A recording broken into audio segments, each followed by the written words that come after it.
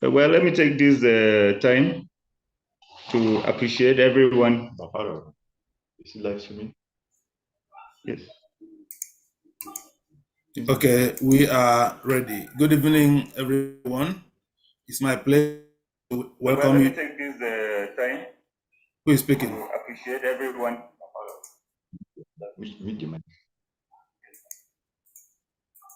Hello, good evening. We are ready.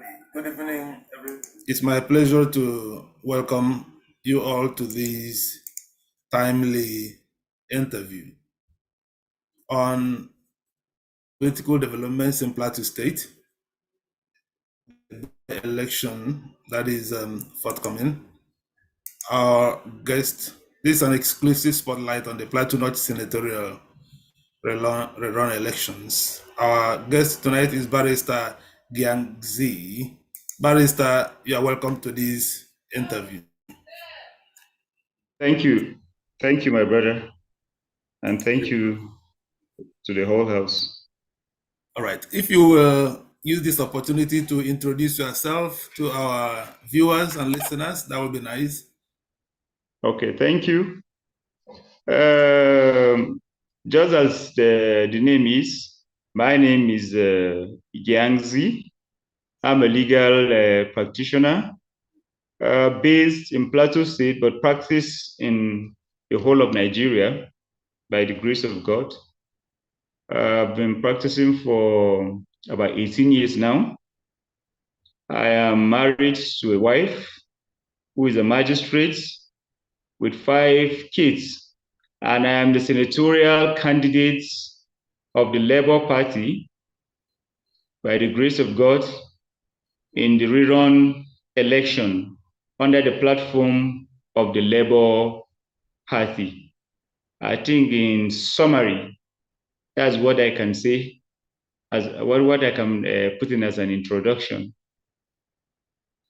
Thank you very much for introducing yourself. We understand that Nigeria's general election, senatorial election, was conducted on February 25, 2023. So how is it that your senatorial district is facing another election? What happened? Prior to the election, there were challenges on ground, and we actually informed the people that the People's Democratic Party, who actually was declared as the winner of the 25th February 2023 general election, had the challenge. There were a lot of court judgments and orders against them to ensure that they put their house in order by reconducting a Congress that was nullified. However, they failed to comply with the judgment and the orders of the court. And it is because of that failure to comply with the judgment and order of the court that their election was nullified. However, by the provisions of the law, specifically Section 136 sub 2 of the Electoral Act, in a situation where the person with the majority vote, or a person who is declared as a winner of an election, is disqualified, the law is that the person who comes second should be declared the winner of that election. And that was done in all other positions. That's from the governorship to the other senatorial candidates, members of the House of Representatives, the members of the House of Representatives. But when it came to my own case, I also came second. And another candidate of the PRP who also came second, that's in Just Not Bassa Federal Constituency. We were asked to go for a rerun. So that's the situation we find ourselves. As a lawyer, I wouldn't want to say much about that. So based on the question you asked, we are actually going for a rerun because the 25th February 2023 election was nullified. And it was nullified because of the failure of the People's Democratic Party to comply with judgments and orders of court. Your answer suggests that what should be happening is not a rerun, but Yes. that the person who came second should have simply been allowed. Exactly. So is that a decision by INEC? Okay, I will assume it is INEC that made that decision. No, that's the Court of Appeal. Okay, so the court has decided, and that is the position. The court that took that decision, and of course, we don't have any other option. We even attempted to review the said decision, but the court declined jurisdiction. They said they do not have the jurisdiction to entertain the matter anymore. Although I still feel strongly that they had the jurisdiction because it's a post-judgment application that we put in. But the court declined jurisdiction and asked us to go for a rerun. But we are ready for the rerun by the grace of God. Okay, I'll ask one more question and then allow Mr. Chigozie to come in. Okay. So why do you choose Labour Party as the political platform to contest this election? Thank you. Of course, because of the ideology. Well, if you recall, in 2022, prior to the primaries, His Excellency Dr. Peter Obi, believing that he is coming to serve Nigeria, and if he's coming to serve Nigeria, he was not ready to go into primaries whereby he will be paying $30,000 to a delegate. And in the primaries, they had over or close to 2,000 delegates to participate. So he felt if we're actually coming to serve Nigeria, why should we spend such amount of money? He was also dissatisfied with the status of Nigeria. Was it the insecurity? Is it the economic retrogression and the rest? And therefore he pulled out. Now, Gyang Zi believed in his own ideology. That's the ideology of His Excellency Dr. Peter Obi. From his own manifesto, I felt at home. I believe that him being the president, he also needs like-minded people like him that can assist him in ensuring that at least Nigeria is stable. So that actually motivated me to pick my own ticket from the Labour Party. The manifesto of His Excellency Dr. Peter Obi, whom ordinarily I will be working with if I get to the National Assembly. So, and that actually became the ideology of the party. I don't want to talk about other things that happened. The decision of non-zoning and the failure to comply with the provisions of the Constitution as regards federal character, where you have a person, you know, the nature of Nigeria being a secular state and a cosmopolitan in nature with different ethnic groups as far as we are concerned, including religions. We felt in 2020, in preparation for the 2023 election, the APC and the PDP did not factor the provision of especially Section 14 of the Constitution of the Federal Republic of Nigeria. And therefore, we felt the best place to go to is the Labour Party. And that actually informed my decision to pick my own ticket from the Labour Party.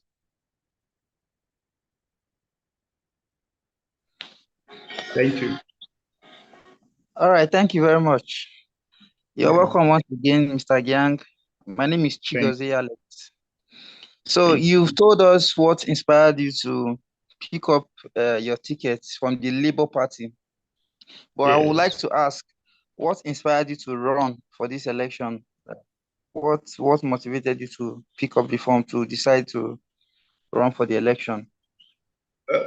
Well, the difference is not really much, or I will even say there's not actually difference from what I just said. What actually motivated me is the fact that the Nigeria as a country actually became a joke. To the extent that the level of oppression, the level of corruption, if you look at our educational system, if you look at the economy, if you look at what is going on in the country, it's actually very, very sad. And it has become very, very imperative to fix Nigeria as a nation that will accommodate all of us. From the decisions taken, or from what the other two major political parties were doing, I felt it was imperative for us to depart. We're talking about youth unemployment. We're talking about empowerment. Look at our traditional institutions. They've been bastardized to nothing. Look at the issue of insecurity. I am from Plateau State. I am from the northern zone of Plateau State. There are issues of land grabbing. My people have been sacked from their communities, and then no action taken. And I felt we need people with capacity, people who can actually assist in making laws that can save us as a nation. I was also looking at the issue of restructuring, because it also became very mandatory for us to look at the issue of restructuring. And none of the people from my own constituency we're talking about restructuring. We are actually looking at, if there is restructuring, at the end of the day, every state is going to be serious, because that will also involve resource control. You control your resources, give it to the center, so that you'll be able to manage a lot of issues within your zone or within your state, issues of state police and the rest. So I was motivated to pick my ticket under the Labour Party, because I believe that is the only platform that can make me to pursue these things that I just mentioned or highlighted for my own people. All right, thank you very much. You've spoken well. But then over time, we've seen candidates who have great plans and who have a lot of things they want to achieve or do for their people. But when they get into the Senate or go into the that office, we see that they become silent. Of recent, obedience have been clamoring. They have been angry at the senators and the House of Reps members of the Labour Party that we elected. The reason being that a lot of them are silent in the House. So why do you think you will be different? You will not lose your voice when you get there, because we know there's a lot of juicy offers. We know there's a lot of prayers and all that politicians get, and they keep quiet. So why do you think why would you think you will not lose your voice when you get there? Well, nothing will make me to lose my voice. I wish you're from Plateau State, or before inviting me for this interview, you have followed my antecedents as a legal practitioner. I am a very content human being. As a legal practitioner, ordinarily, if I will, if I have to lose, if I'm going to lose my voice, then I would have since lost my voice. Because let me just tell you, government cases, I do not handle. Most of the cases I've handled over the years are fundamental right enforcement actions. If you follow those cases, you discover that they're actually coming from the weak members of the society. And I'm just talking for myself. For the other members that are in the National Assembly, that's the members of the Labour Party that are in the National Assembly and are not talking. I wouldn't want to say anything, but I can assure you that one person can change a whole system.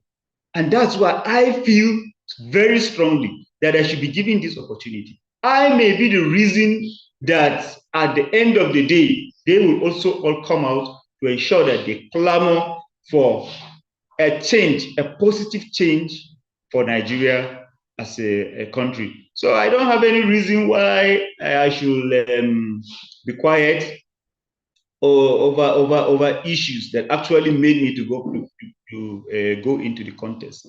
So I'm talking for myself. I am giving this assurance, and for those who have been following my antecedents, those who have been following me,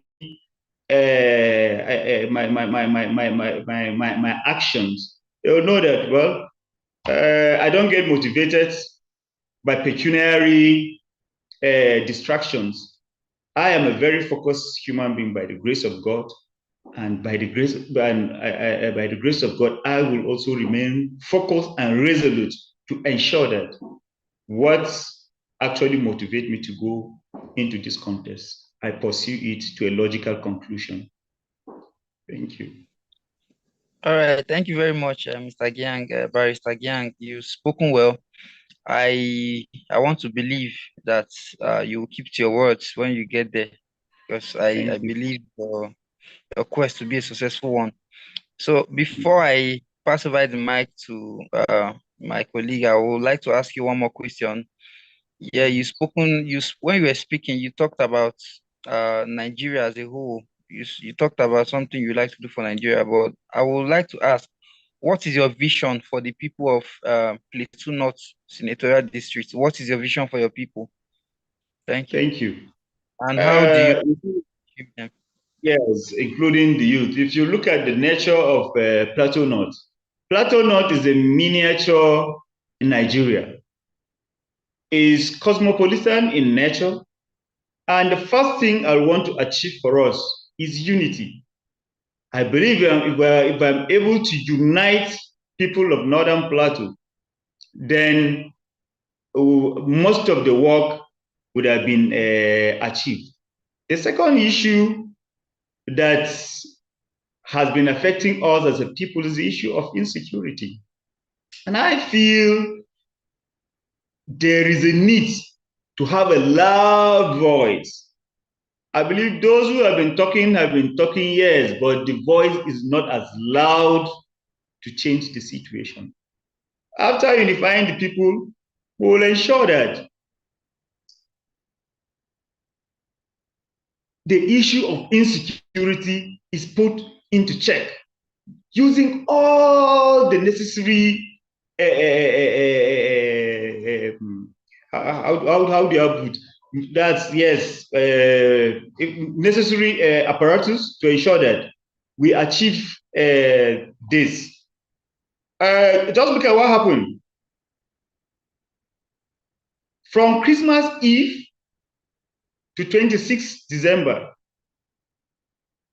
Two local governments, although Bokos is in central zone, but all the villages that bordered Bokos that are in Barikiladi, which is also part of my constituency, people were killed. We're talking about close to 200 people murdered in less than 20, or let's say in less than 30 hours. For God's sake. And nothing has happened.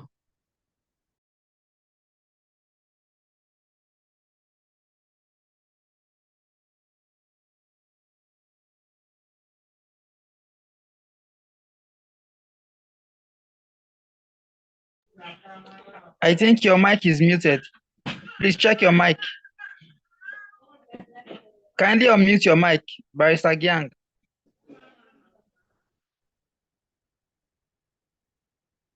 Barrister Gyang, can you hear me? Unmute your mic.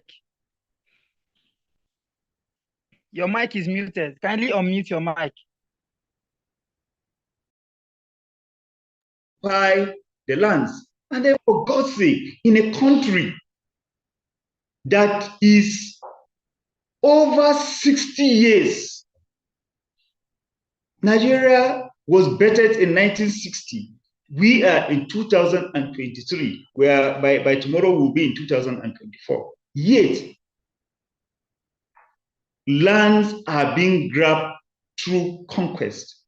For God's sake, I think we need people who can actually step up, who have the understanding to push for these things. As a lawyer, I believe that I have the background to be able to, either through law or other legal processes, ensure that we achieve these things.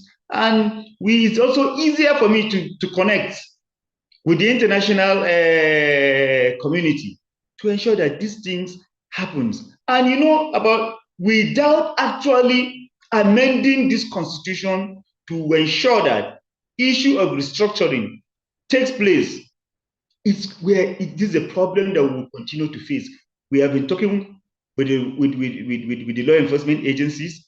Like for now, I know the law enforcement agencies are everywhere. But of course, this is something that has been occurring in Plateau State from 2001. And it became intense in the northern zone from 2008 till date. This has to stop. One of the issues that's also we're also facing is that the northern zone is the most populated area in Plateau State. Youth unemployment, and we are working towards ensuring that we have employment for the youth. We will also ensure that we create employment, but first and foremost, train the youth to acquire skills. And then we ensure that we get grants for them. The women too, we also have programs for them. One of the interesting things again in Plateau State, especially the northern zone, is the issue of talents. We have very talented youth. And you see, from what we have put on ground, by the grace of God, to see how we can develop those talents, either in music, movies, and the rest, to ensure that we also, especially even sports, we're also looking at the area of sports. Now, education-wise, I also have a plan for scholarships, especially to those who are indigent. You understand? For the poor people of the zone. At least we ensure that especially those who are doing very well in education, we are working towards ensuring they have a level of scholarship.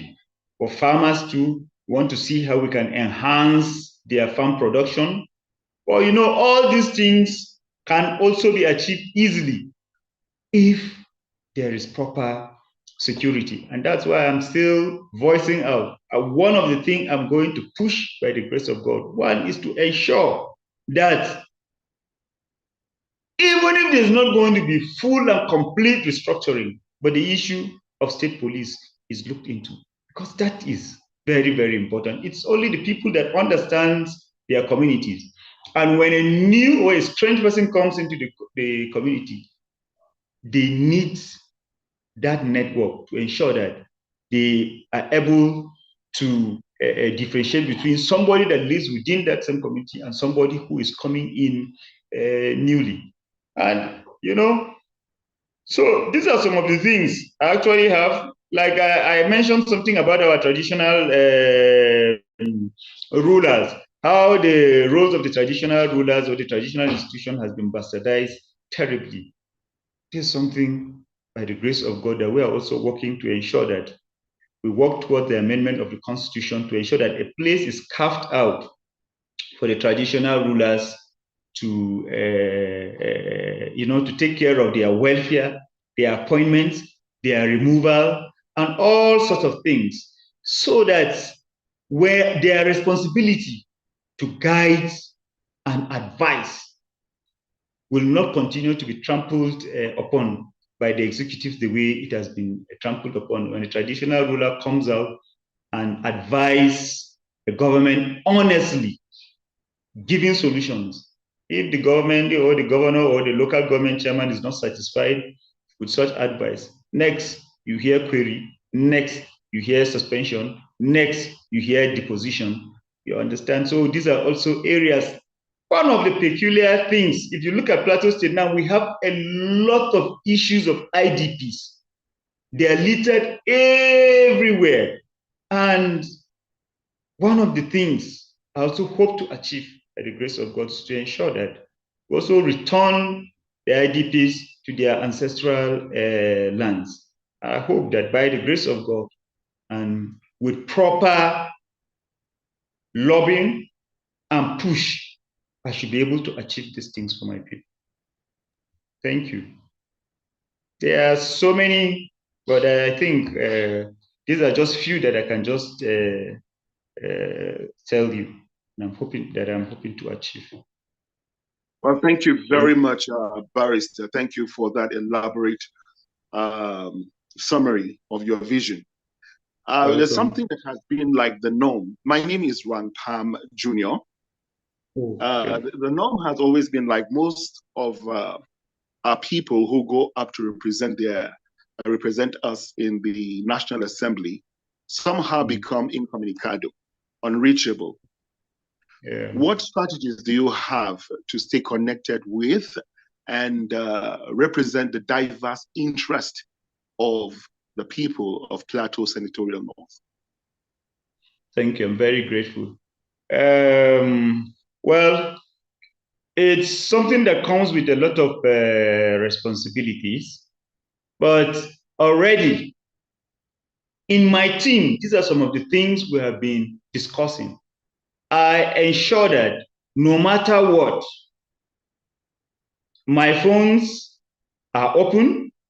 When new calls comes in and it's impossible for me to pick, sometimes I give it to the aides and say, please speak. If it's something that requires urgency, immediately after my meeting, I meet with them. If you've been following my activities, the doors are wide open. I've been meeting with the youth, I've been meeting with the elderly, I've been meeting with the women and the rest. The doors are there, so that even if you are not meeting me through, you are not reaching me through the phone, at least you can access me. We're going to create offices across the 6 local governments to ensure that issues are addressed promptly. So these are some of the few programs that we actually have on ground to ensure that we give prompt responses to issues that are affecting us as a people of the northern zone. The issue of accessibility, I am open. The elders called me. There is no time the elders will call me that for whatsoever reason I wouldn't attend. Individuals. And for those that are not able to reach me through phones, once they come to the house and I know that somebody is at the gate, I give the opportunity to the person. We listen to everybody, and I pray that by the grace of God, given this opportunity, we are going to sustain it. And I believe it has even been working for us. Thank you. Thank you. Good evening, Barrister Gyang. Yes. My name is Ernest Njoku. Okay. And I have a few questions to ask, especially based on experience. I lived in the Plateau for 7 years before recently returning back to Abuja. And I'm speaking based on experience. By experience, I even mean I have video evidence of what I'm about to say right now, because I conducted a documentary research especially in Mangu at the IDP camp. Now, this is my question, sir. Yes. Do we know those people who are perpetrating this evil in the Plateau? By these people, I mean the so-called described bandits. Do we know who they are? I ask this question because I just want to I want it to be straightforward. During my because we've had like series of documentary on the killings in the Plateau, that is, and that of Southern Kaduna. It is evident that from when the research conducted, that the people of Plateau actually live with these people, the Fulanis. They have been together for a long time. But unfortunately for them, these people who they claim to live together with, they actually eat together with. Mr. Ernest, are you answering the question you're asking our guest? So you allow him to answer his question. Okay. So let's start with the question. Start. Do we know these people? Well, Mr. Njoku, I want to tell you something. A criminal is a criminal. But I was kidnapped, right? On the 5th July 2021, I was kidnapped. All the people that kidnapped me were young men, and all of them were Fulanis. From what is going on in Plateau State, so far, the arrests that have been made is the Fulanis. Now, I'm not saying all Fulanis are bad. I'm not saying that. But I am saying something must be wrong if they are the people that are at the center of all these attacks. When it comes to arrest, those they arrest with arms, those who goes for the operation, I just gave you a scenario that I was kidnapped, and all the young men that actually kidnapped me, about 8 of them in numbers, all of them are Fulanis. So that now well, that's why we also need to be circumspect in our approach. That's why I say there is a problem somewhere. We need people who are courageous enough to stand as our representatives at any level. Those few people, I don't know how to put it. You know, I said I am not generalizing that all Fulanis are bad, but you know, those few ones that have shown that attitude have shown that something is wrong with this group of people, assuming it is the Birom people. You understand? And first, second, third, fifth arrest are the same people. Of course, they'll say there's something wrong with the Birom people. And that's why the Fulanis that are in leadership position are supposed to take steps to address these issues. For instance, like the National Security Advisor, thank God he's a Fulani person. We have so many of them that are in offices, high offices. They are supposed to protect themselves. They are supposed to protect their people. They are supposed to protect their clan or their ethnic nationality. And that's why they are supposed to come out with full force to ensure that anybody found wanting, irrespective of your tribe or religion, is dealt with. So I am actually saying, from what is going on, we have seen the nature of the attacks, the attitude, and how lands are being grabbed after the people are forcefully removed from the land. Now, when you go back to those lands, who are occupying the lands? Do you understand? That's the question. But as I'm saying, we need to take drastic steps in addressing these issues.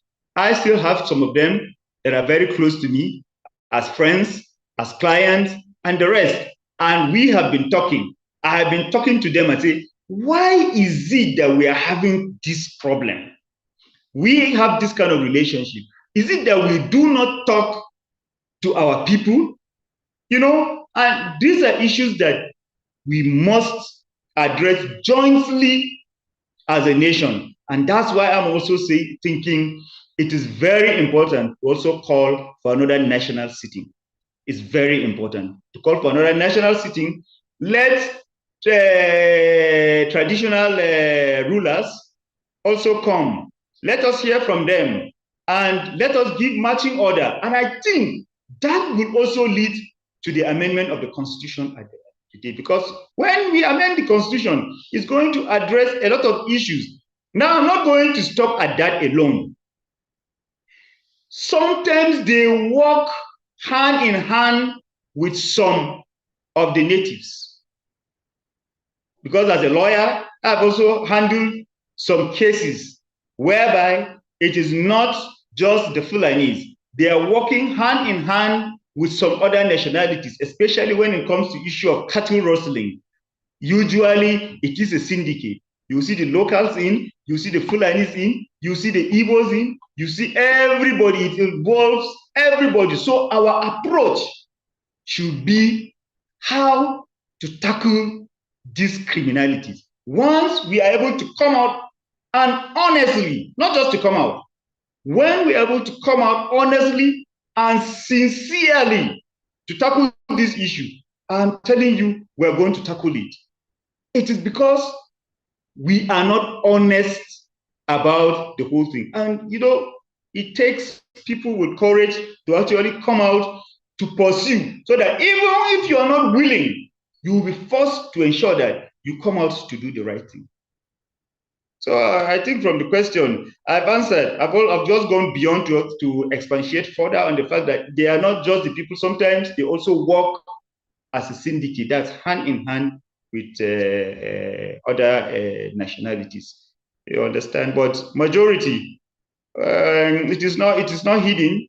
I've had cause to be outside this country to address these issues. I was at the Hudson Institute. I was at the Freedom House. I was at the National Press Club. I was at the Wilson Center, all in the United States of America, to address these issues. And the data are there. They all know who are behind this. And, you know, the worst case scenario, even the government have not shown much interest in resolving these issues. The government have not shown much interest in resolving this issue. And it is because of political correctness. This is a problem, but because you don't want it to affect you negatively, you feel, no, let it, you treat it with a kid glove or with kid gloves, because you want to retain your position. You don't want anybody to say, no, why are you saying this, or why are you doing this, or why are you pushing for this? You understand? And it's very, very sad. We cannot continue this way as a nation. We can't continue this way as a nation. And that is why there should be another call for a national conference. And this time around, it should be taken with all seriousness. If we want to remain together as one nation, then these are the indices for us to remain as a nation. If we do not, or if we think we cannot accept these conditions to remain as a nation, then let's look for another option. You understand? It's better than killing people. Let me tell you something. Whatever your achievements are as a leader, so long as the lives and properties of people of the nation is at stake, then it is not achievement. It's not an achievement. And that's why we must be very serious and drastic about these issues. And I'm assuring you, by the grace of God, we are going to push for these things. We are going to push for these things. Thank you. All right. Thank you very much, Barrister Gyang. You've spoken very well. Yes. I can see we have a hand up, Maisteye. But before I pass the mic to Mr. Miles, I want to take a question from one of our participants in the comment section. He says, I think from Mr. Patrick Dakum. He said, can Barrister Gyang say something about his plans for local miners, especially laws on rights of communities to the minerals in their localities? Should I take that immediately? Yes, you can go ahead. Oh, beautiful. Now, if you look at the Nigerian Mineral and Mining Act, automatically has taken care of these issues, and there are also the mining regulations. Of course, before anybody comes into a community to mine, the community must give consent to that person. Now, after giving consent, or before giving consent, the community have the rights to go into a negotiation with the prospective mining company. So you see, automatically now, it now depends on who the community gets as a lawyer to prepare their agreement with the investing company. Their rights are already protected by the Nigerian Minerals and Mining Act, but you need to get a lawyer that understands these things very well to prepare social, that's a community development agreement, social corporate social responsibilities, and the rest. You understand, these things are there. One of the things that we have encouraged over the years, and some of the miners are already have already started doing, is having corporates. What do you call them? Cooperatives. As miners, you register a cooperative carrying a number of miners in the community, and then with that, you can source for loans. And at the end of the day, you're also assisted to go into not just artisan mining, but a mechanized mining. You understand that the people are going to benefit from, you are also going to benefit from. What I have done over the years is to also ensure that when I'm preparing an agreement, I'm now talking to you as a lawyer. Now, all we need to do is to see how we can look at the Nigerian Mineral and Mining Act to see some few areas that can be amended again to ensure that the people are further protected. For instance, where a consent is given before license is issued, if they are dissatisfied whether they can have the right to revoke that license, that's not clearly spelled as the conditions for revocation where it affects the local communities. These are some of the areas that we may also look at. But you know, again, as a nation, we are growing. When you are making the laws, you need to factor the interests of both the nation, the community, and the investors to encourage foreign investors. Because I can tell you that we do not actually have the capacity to mine here. And that's why over the years, it has been artisan and illegal mining everywhere. But the foreign investors, when they come, they do it better. And we have a duty to ensure that there is an enabling environment for them to also do that. As far as I'm concerned, the laws are there.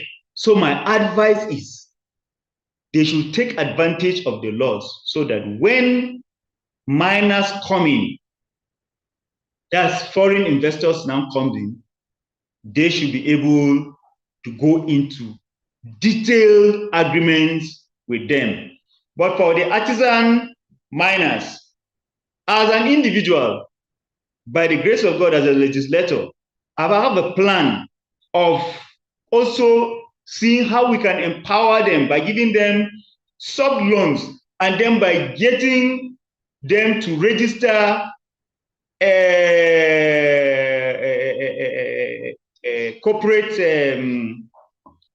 cooperative societies, so that as a group, we can assist them to acquire mining equipment, that's more sophisticated mining equipment, to go into the mining instead of going into the dangerous ones that sometimes leads to death. Because we have seen so many situations whereby during mining activities, the whole place collapses on people and killing them. That's not what we are. That's why we are not really projecting illegal mining. We prefer to assist them, give them loans, and where we can source for grants, give them grants to assist them to go into real mechanized mining. So I think basically these are some of the plans that we have. But of course, as one of the things that I say I intend to achieve, whatever I am to do to a particular community, be it the youth, women, farmers, miners, business people, if we are to open, generally we say there must be a common understanding. You sit with them as a group, let them table the issues and let us agree collectively as what do they think is a priority to them. Not leaving the fact that we will also bring experts to guide in every aspect of whatever we are going to do, whatever we're going to do to the people. Thank you.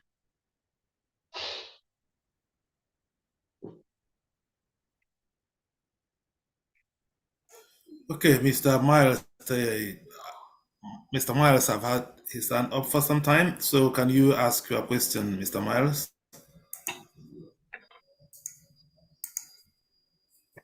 Okay. Good evening, everyone.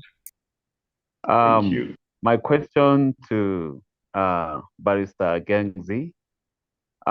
If you look at the Northern Plateau, which is your senatorial district, 80% of the industries in Plateau State are lying on that district. To mention few, we have the NASCO Foods, the Naraguta Leather Works, the Mercury Smelting Company, the Grand Series Limited, of course, the Kura Falls generating plant electricity generating company.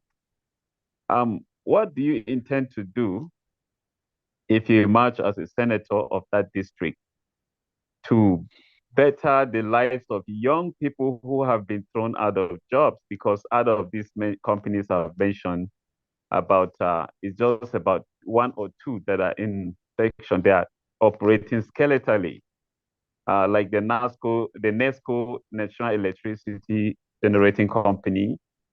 We had last time where engineers were killed at the point of duty. How do you intend to relate with these industries to see how they can be revamped back to get youth to be gainfully employed? Again, what would be your relationship with the Federal Character Commission We all know how it is difficult to secure employment or to procure employment this time, because we all know you have to pay monies, based on the agency or the ministry you intend to work, goes with how much you need to pay before you are given an employment letter to go and document where you want to work. So what will be your relationship, or how do you intend to have this well taken care of, looking at the number of youths in Plateau State that are moving around the streets without anything in their hands to do? On the security aspect, you have actually tapped on some part of it, because if you go to those miners, the local miners, you discover that there are all these youth, a lot of graduates that are doing the local mining. Some end up being killed at the mining site by the Fulani. We have had several cases of youth killed at the mining site and all that. So we would like to know what you intend to do differently, like someone said, not like other senators or other legislators who will, after being elected into office, it becomes difficult to reach them out. What would you like to do differently? Thank you. Well, thank you, Mr. Miles, brother. Well, you see, like the issues of the industries that have collapsed or are almost collapsing, the truth of it is that I have to lobby, and that's why I have no option than to sustain and maintain a good relationship with the governors of the state. Anybody who is the governor, I have a duty to maintain this relationship, because these are really capital intensive issues, do you understand? And I don't think as a constituency project or constituency project can take care of these things, but it's to ensure that I push to also educate the executives on the need to also give incentives. Assuming somebody wants to acquire any of these companies, or somebody is interested in making sure he puts life into this company, what do we do? For instance, issues of tax. We should be able to discuss it with the executives to ensure that there are tax incentives that will encourage the investors to continue with the business. Because there are times that, and then you see our policies. Well, we'll to ensure that we also have policies that are business friendly. For instance, if a bank is to grant a loan, if certain documents are needed by the government to execute, why not? The government can also go into what? Agreement. It can also be a joint venture. There should be a very joint venture agreement. We'll encourage joint venture agreements with government and private investors to ensure that we revamp some of these places. Now it's for us to also look at the laws. And by the grace of God, I can assure you, we will look at the laws, liaise with legislators at all levels, from the state level, that's the members of the House of Assembly, and the members of the House of Representatives, to see how we can bring out good and best legislations that will be business friendly, so that some of these places, just as you said, we know places like Back Farms. Back Farms had about 20,000 staff before it collapsed. Is it the NASCO? NASCO is still there, but of course, it has depreciated terribly. And what are the things that we can do? We can do a lot of things to encourage them not to go into unnecessary fight. But 80% of the job here is executive in nature than legislation. But because of the background I have as a lawyer, having gone into negotiation with so many, between so many companies and government institutions, I should be able to encourage the government, or I should be able to guide in seeing that these things are achieved. Now, on the issue of federal or state appointments for our youths, I have a plan, but I think this is not the best platform to see those plans. Because when I say them, of course, one way or the other, somebody may sabotage it, but I have it.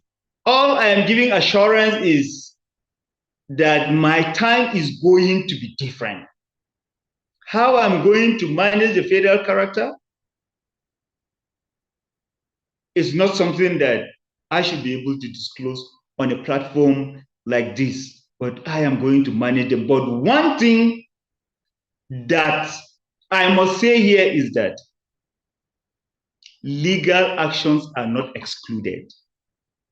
Where we try to ensure that the laws are followed the way they should be followed, and they are not followed properly, where we try to ensure that adequate negotiations and lobbying are not giving us the desired results, legal actions are very likely to also be options, because we need to see the difference this time around. And by the grace of God, I have tried it in the past. I will try it over and over and over again.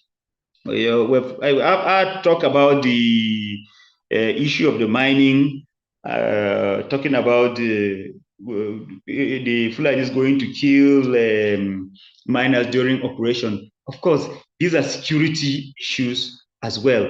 I've talked about the need to make sure that we work on our security apparatus. But I have been also emphasizing on state police.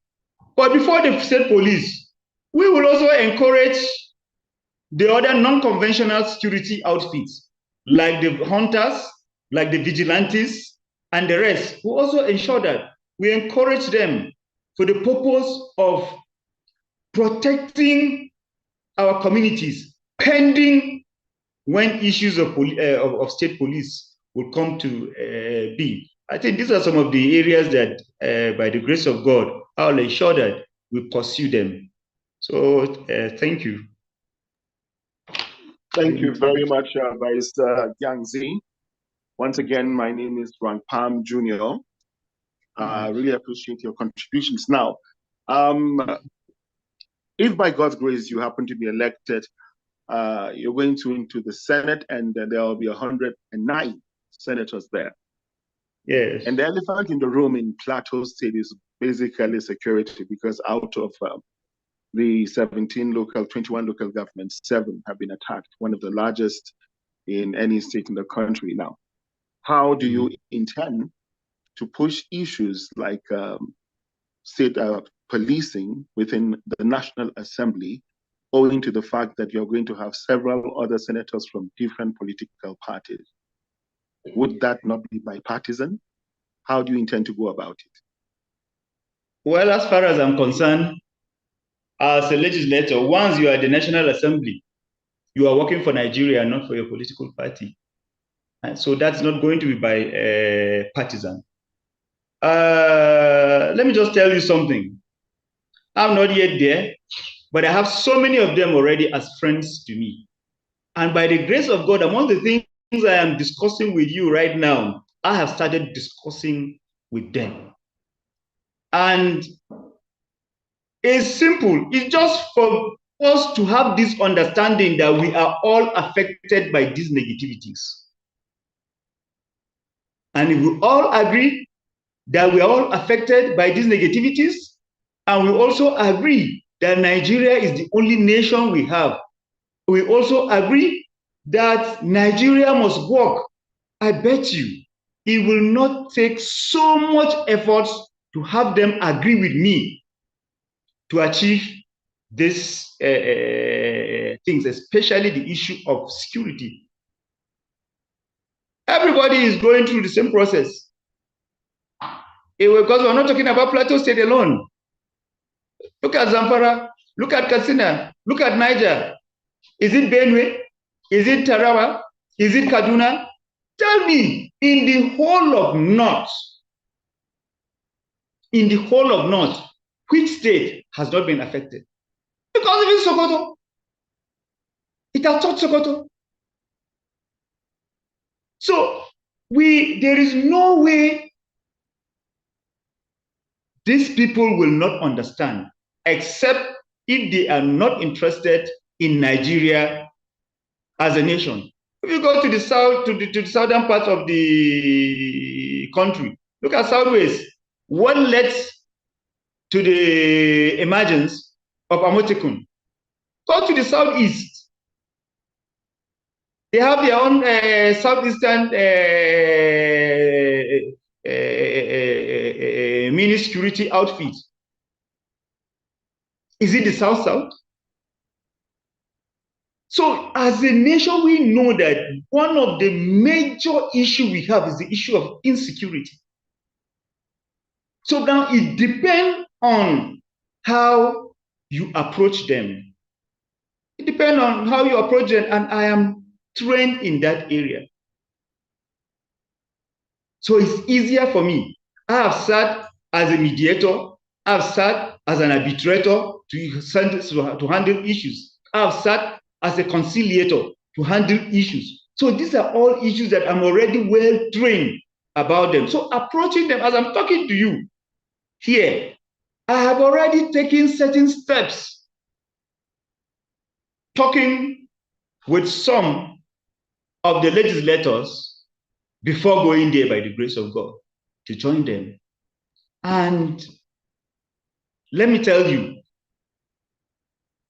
not only from the southern parts of the country, but majority of the legislators, the senators from the northern part of this country are very ready and willing to ensure that these security issues are resolved. So it's not going to be bipartisan, sir. Because once we are elected and we are the National Assembly, we are not working for our political parties, but for Nigeria as a nation and for all the citizens of this country. Thank you. Thank you very much. We're almost coming to the end of our interview.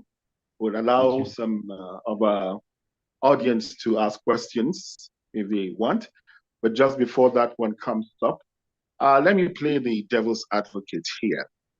Recently, the price of fuel went up.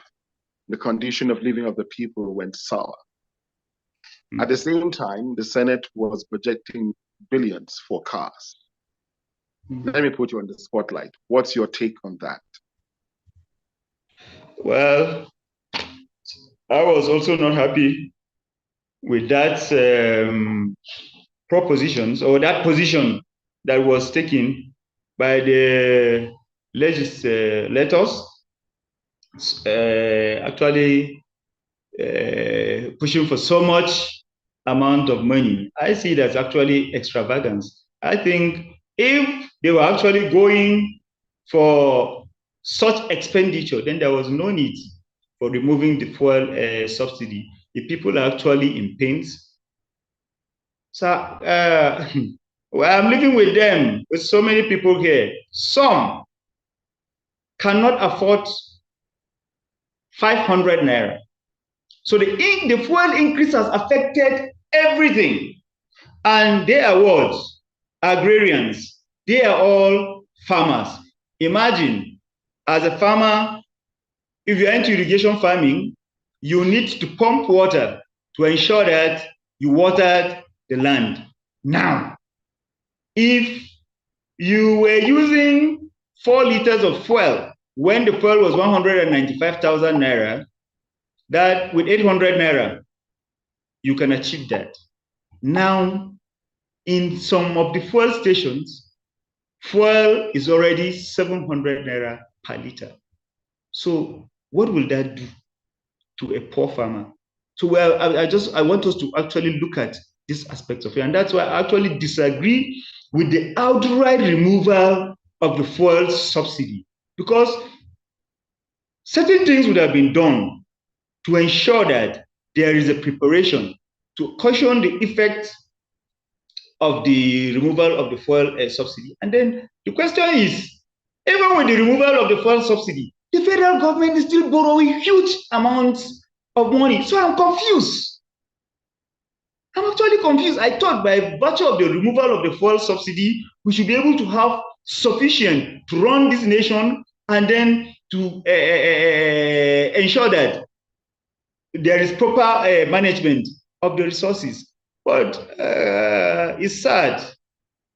It's sad. From what I have been seeing and the kind of lavish life that people in government have been living, I am not actually happy with that situation. But of course, and that's why I say we need people that have a standing, people with integrity to go into that place. And do you know why when they go, most of them become quiet? Because most of us, when it comes to voting, we put the people under extreme pressure. We make them to go and source for funding from different kind of places. And at the end of the day, somebody may go into an office with hundreds of millions as debts on his head. And you see, at the end of the day, such a person is already carrying a burden into the whichever office he finds himself. And that's why I have been saying that my own ideology is similar to that of Peter Obi. I cannot go beyond what I have to make people vote me. I will use what is available to ensure that when I am there, I cannot also compromise standards. So basically, there are a lot of things that I cannot discuss here on this platform, but I cannot, in short, it is just something else. And that's why we also need to ensure that we educate the citizens on issues of sending people to represent them or sending people into political offices. Don't put them under too much pressure. When you put them under too much or extreme pressure, they go into those offices with those pressures. And when they go into these offices with those pressures, it is easier for them to compromise. I give God the glory that in this whole contest to where we are today, I am not under any extreme pressure, because I cannot give you what will make me to compromise my position when I am leading or when I am representing. So thank you very much. I completely with spending such humongous amount of money buying cars. Thank you. Thank you very much. We will now pick a few questions. If you have a question for our guests, it's time to do that. Please make your questions discreet and related to the topic. We're looking at the mission and vision of Barrister Gyang Zi, the Labour Party candidate for Plateau North Senatorial Zone in the coming rerun elections. So I can see two hands, and Dr. Abel Sali Manari, please pardon me if I didn't pronounce your name well, but the mic is yours. You have 2 minutes to ask your questions. Dr. Abel, please, you can unmute. All right, thank you very much, and good evening to the guest and the host. I really enjoyed everything that's happened here. My question straight is actually two questions that I have in mind. I'm looking at the capacity of Barrister Gyang Zi as a contestant in this race. Yesterday, I was, blown away seeing you and Peter Obi, and I know that you carry his mandate at heart. Now we're looking at the reform for electoral process entirely, because the coming of Peter Obi exposed a lot of things with regards to the lacunae that are in the electoral system. I don't know your policy, sir, if you can explain to the House more concerning that and what you feel to help tighten the knots to make sure that coming out 2027 and going forward, we can be able to fix those structures that we have in mind to deliver Nigeria. And secondly, I'm looking at Plateau Northern Zone again as a large constituency and one that is really built on rocky terrain. I observe how scarce water has been. Can you tell us some things you hope to achieve, maybe within your 4-year tenure, to lobby or maybe pass bills that will bring government aid to our zone so that we can solve this issue once and for all? Thank you very much.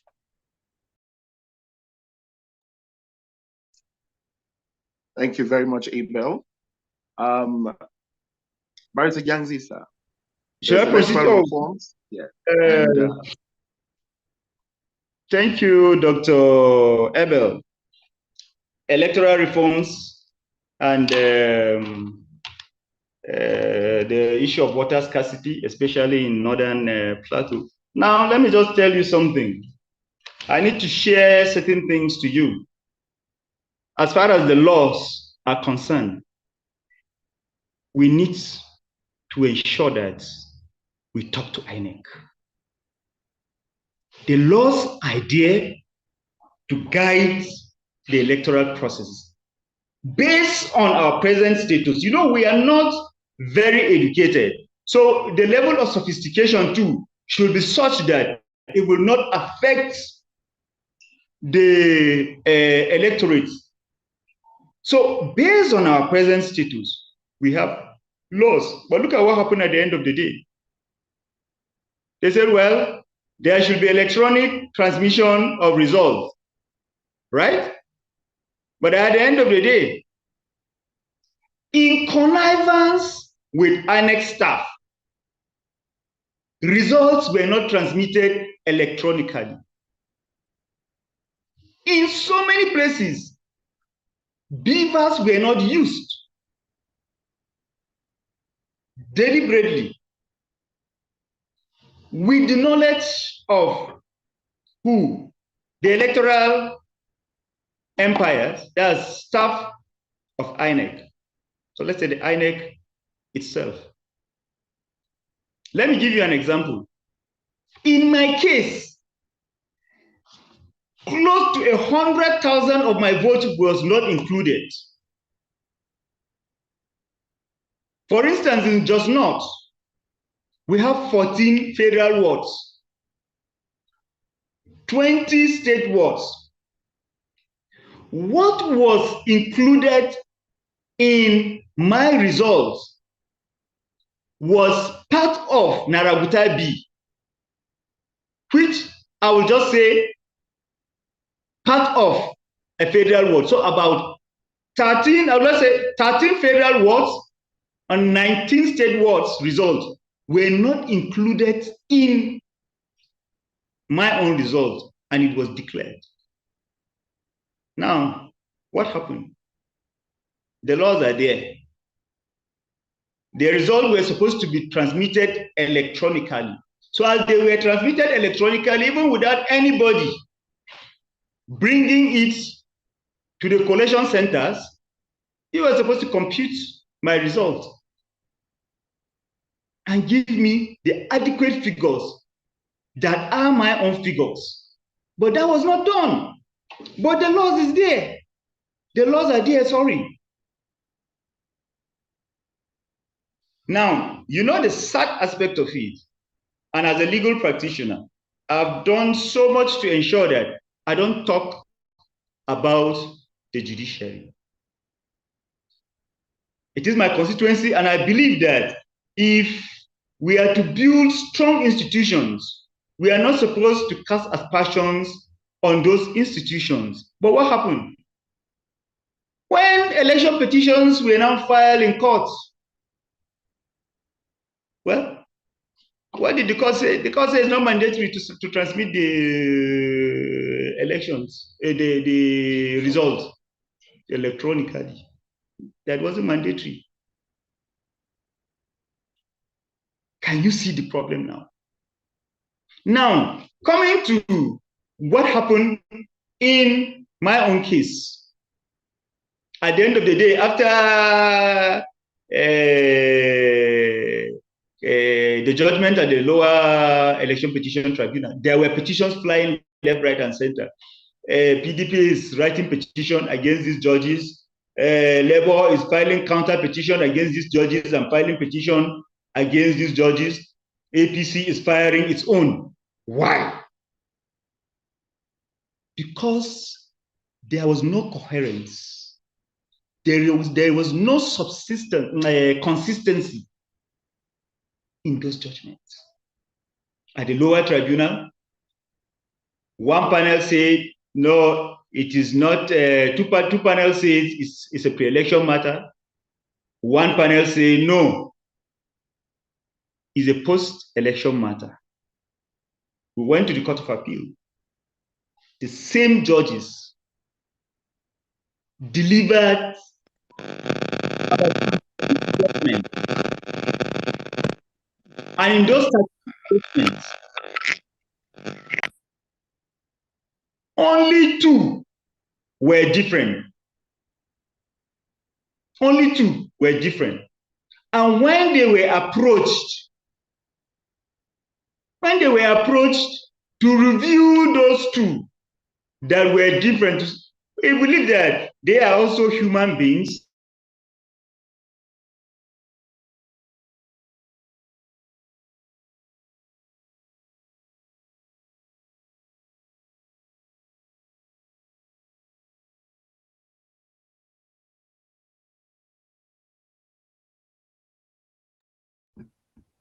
Barrister, I think your mic is muted.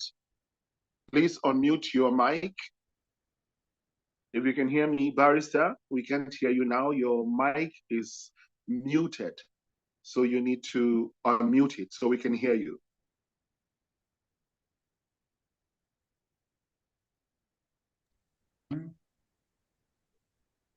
Hey, why not review it? And they said no.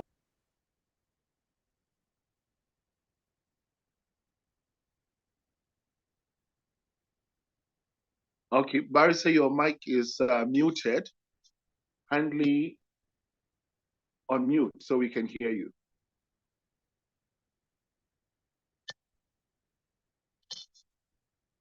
Hello, Barrister Gyang Zi, your mic is muted. Let him unmute it. Barrister, if you can hear me, your mic is mute. So unmute your mic, please, so that we can hear you. But aha, better, thank you. The people themselves, can you hear me now? Loud and clear, yes, yes, go on. All right, thank you. So I think we can improve on the laws. Let us insist that yes, there should be electronic transmission and the courts should affirm it. INEC should also ensure that they are neutral. Because these are the problems we are having. They should ensure that they are actually an unbiased umpire. So these are the issues. So, if you did not pass your exams from primary 1, you cannot go to primary 2, right? And then from primary 2, if you did not pass your exams, you cannot go to primary 3. So I cannot start calling about reforms now when they have failed to even comply with our present status, with what we have done so far in the reforms. So, but major stakeholders, the law enforcement agencies, INEC as an umpire, the judiciary needs to be guided properly. They need to be talked to seriously to ensure that we don't play with the laws of this land. It is after we have passed these ones, we discover that yes, we are satisfied with them, then we move for other reforms. As far as I'm concerned, on the issue of water, I think this is not going to be a difficult problem, except if we are talking about dams. And if we are talking about dams, that one we have to lobby with the federal government, which by the grace of God, I will do. But we have sufficient dams even in the northern zone. Is to see how we can put them into proper use. But you know, that's a long-term plan. By the grace of God, the usual motorized boreholes, we are going to have them pending when the long-term plans will work. But again, as I say, we must sit with all the communities before embarking on this project. We'll sit with them. If water is the problem in Just North, it may not be the same with Bariki Ladi, and may not also be the same with Basa.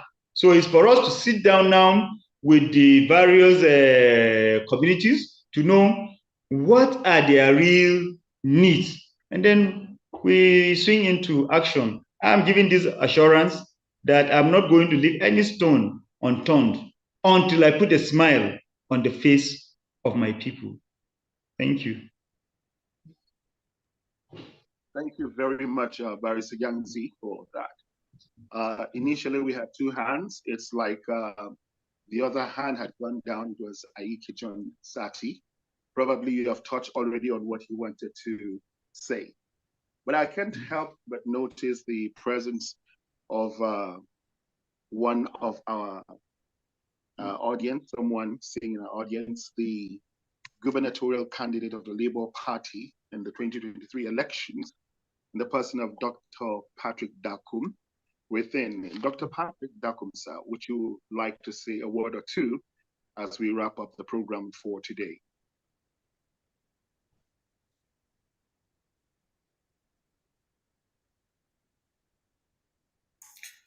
While we wait for Dr. Dakum to unmute himself, Barrister Z, if I may ask two final questions. I've unmuted.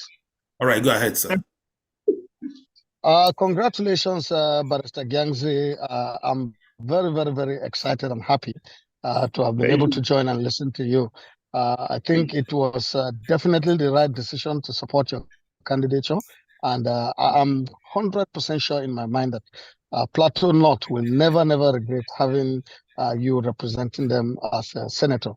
So I'll encourage you to keep faith.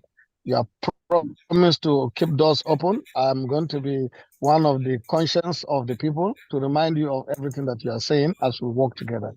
So congratulations, and thanks to the organizers also.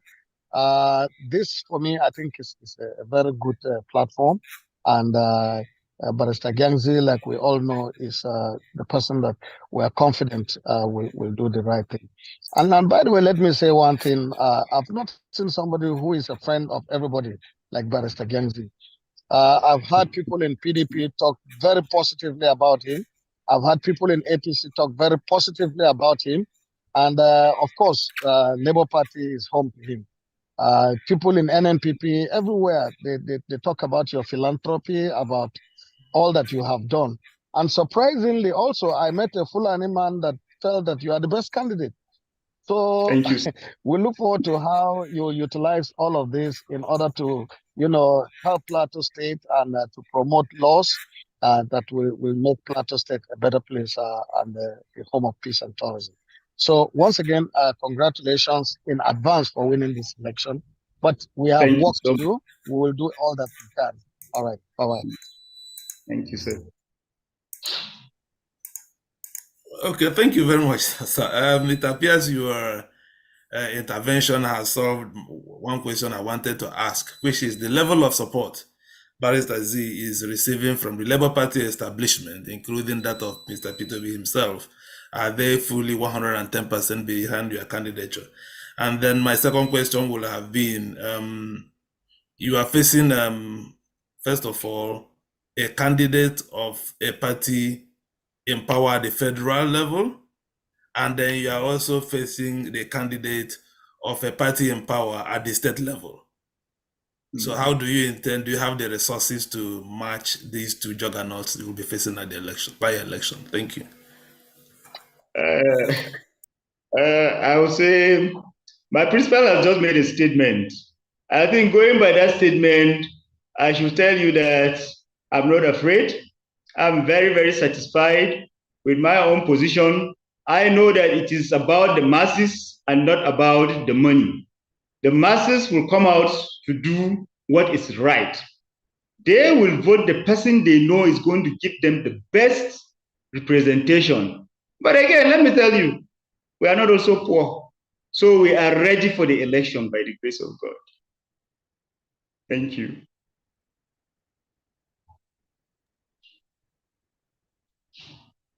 Well, thank you very much for that concise answer, Barrister Gyang Zi. Now, just a final question as we prepare to move. One of the issues we observed during the 2023 elections was that some of the agents of the Labour Party were crying foul that we are not paid or mobilized to go to sites, to the election, to the polling units. What steps are you taking to avert a repeat of that, since it adversely affected the chances of your party in the 2023 general election? Well, what I actually discovered about what happened in the last election was actually a clear case of sabotage. Well, they were paid. You remember, that election was conducted under a very terrible atmosphere, a system where monies were not in circulation. And, you know, it's a system that we were not really used to. There were no monies in circulation during the 2023 general elections. That played a key role. And for us in Labour Party, we were honest people. We never stole money to keep them in places to give to people. We believed that it was a level playing ground for all of us. And therefore, our opponents just took advantage of that system and situation and did what they did. Most of those agents that were complaining actually were not our own agents, were agents that were injected into the Labour Party by mischief, through mischief. So they came in, raised dust, and destroy everything we have worked for. I can assure you that it is different this time around, because as what is happening this time around, we are not leaving it to everybody as we did the last time.